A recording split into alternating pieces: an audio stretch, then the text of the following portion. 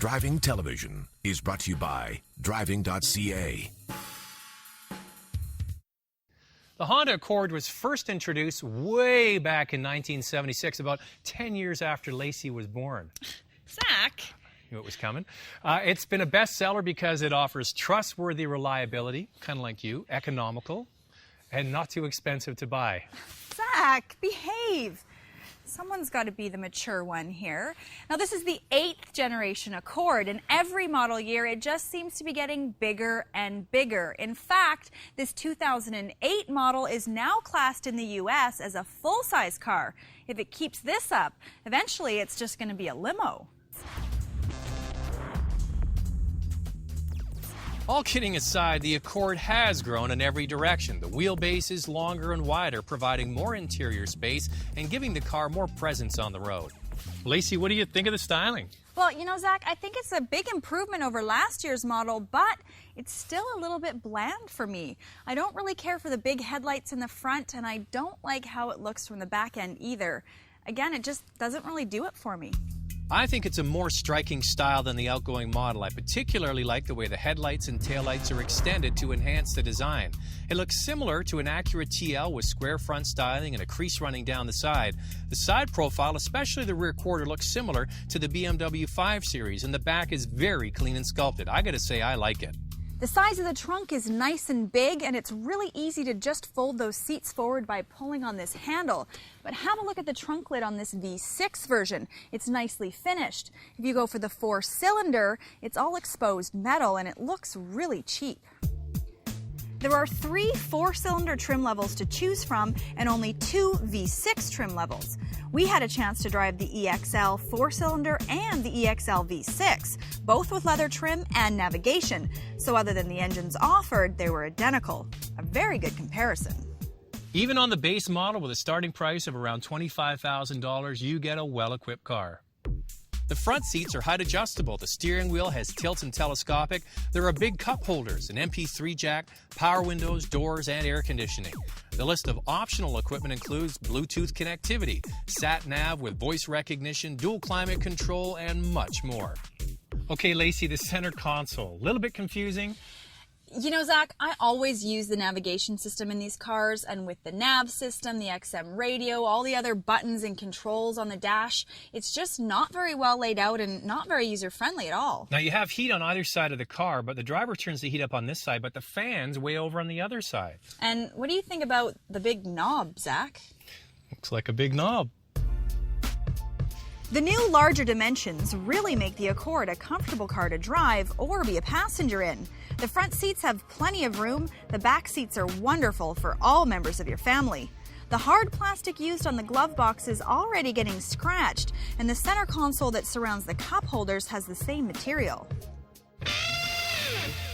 Okay, I'm going to tell you about the options on the 4-cylinder, and Zach can fill you in on the V6. The base model LX has a slightly more powerful version of the 2.4-liter motor from last year. Powers up from 166 horsepower to 177. On the EX and EXL, the 2.4-liter motor has been tweaked a bit to pump out an impressive 190 horsepower with 162 pound-feet of torque. All that extra horsepower comes with the use of regular gasoline. If you're a fan of manual transmissions, then you have to get a 4-cylinder Accord. The V6s only come with a 5-speed automatic. This is an option on the 4-cylinder cars. The Accord is a really comfortable car. It's got great seats, the acceleration is smooth both off the line and when you're passing on the highway, and I love the fact that it's easy to park and easy to maneuver in and out of busy traffic. The V6 Accord sedan has a new 3.5-liter engine up from the 3-liter motor in the old car, and powers up, of course.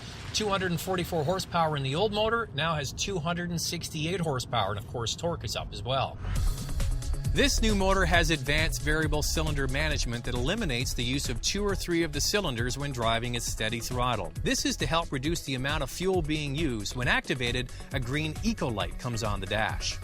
I pointed this out a few weeks ago when we had the Toyota Highlander on the show, that the import cars are becoming much more North American. The Toyota Camry is a big car. I call it the Japanese Buick. And this new Honda Accord is now bigger. It's very North American. It really suits North American style.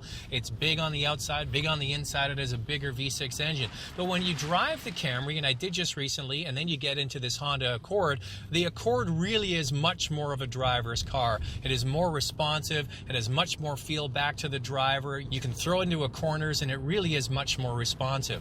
Now, the four-cylinder Accord versus the V6, the four-cylinder now has an available 190 horsepower engine, so it really does everything well. It doesn't have the refinement of the V6. It's a little bit noisier. It has a little bit more vibration under acceleration and just doesn't have the same amount of torque. The V6, on the other hand, is oh so smooth. The power delivery is seamless, and of course, the V6 has much more torque than the four-cylinder. All Honda vehicles come with front side and curtain airbags and ABS. Even on the base model of this Accord, the brakes are discs all round, plus stability and traction control are thrown in, and a tire pressure monitoring system.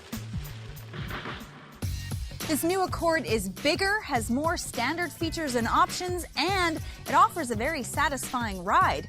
Zach, what do you think? Well, I agree with all that. Yeah, it's a good-looking car. I like the new styling. It does have much more presence. It's a bigger car. It's more comfortable. There's lots of room in there. I really like the fact that there are now more engine options, and they all run on regular gasoline, and there is plenty of power there, plus they're efficient. And I agree that it does have a spirited ride. You really have to compare the Accord to the Camry. They're the main competitors. The Camry is softer and smoother, much more like a North American floaty boat ride. This still has a bit of that European import feel, which is a little more nimble. On the downside for me, that cylinder management system that switches off the cylinders as you drive along, at steady throttle on the highway, you can actually feel it surging a little bit back and forth. It's not entirely seamless. And that center console, just way too busy for my taste. What do you think? Well, it is a big car, and I like the fact that it feels really spacious. The driver and passengers have tons of room, and there's lots of storage space in that nice-sized trunk. The seats are very comfortable. I agree with Zach. I like the engine choices, and I love the look and feel, especially of the leather steering wheel. And on the downside, I agree with Zach. I don't care for the layout on the dash at all. It's just too cluttered and complicated to use, and the styling, just not for me. It's a little bit too bland, but maybe the styling will appeal to those people born before 1966. Oh, guilty as charged.